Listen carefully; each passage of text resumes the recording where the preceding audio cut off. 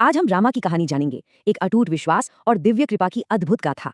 सवाल यह है कि क्या भक्ति में इतनी शक्ति है कि वो ईश्वर को धरती पर ले आए? चलिए देखते हैं। तो कहानी है रामा की। शादी के 6 साल हो गए थे, पर संतान का सुख नहीं मिला था। गांव की औरतों ने कहा, बरसाना चलो, राधा रानी की कृपा से हर मुराद पूरी होती है। जाने के दिन ही पैर में चोट लग गई, पर रामा का विश्वास देखिए, वो फिर भी निकल पड़ी। अब बरसाना पहुंच तो गई, पर चोट की वजह से मंदिर की सीढ़ियां चढ़ना मुश्किल हो रहा था। पैर मुड़ा और वो गिरने ही वाली थी कि तभी एक नन्हे हाथ ने उसे सहारा दिया।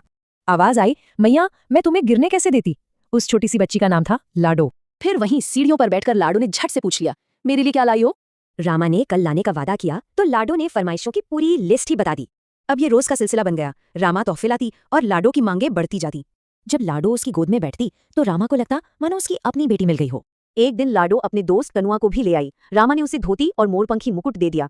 लाडो ने वादा किया कि अगले दिन राधा अष्टमी पर वो रामा के दिए सारे कपड़े पहनेगी। लेकिन राधा अष्टमी के दिन बच्चे आई नहीं। रामा परेशान होकर मंदिर के अंदर भागी और वहां जो देखा, राधा कृष्ण की मूर्तियों पर वही गहने और कपड़े थे।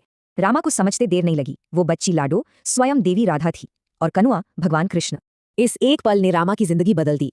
उसने फैसला किया, अब वो घर वापस नहीं जाएगी। वो बस उन्हीं सीढ़ियों पर अपनी लाडो का इंतजार करने लगी, रोज वहीं की वहीं। 1-2 दिन नहीं, बल्कि पूरे 30 साल तक उसकी ये तपस्या चलती रही। और फिर एक दिन एक छोटी सी लड़की आई। उसने रामा का हाथ पकड़ा और उसे ऊपर ले गई। बच्ची ने कहा, देखो तुम्हारी लाडो आ गई। और फिर उसने अपनी बाहें फैला दी।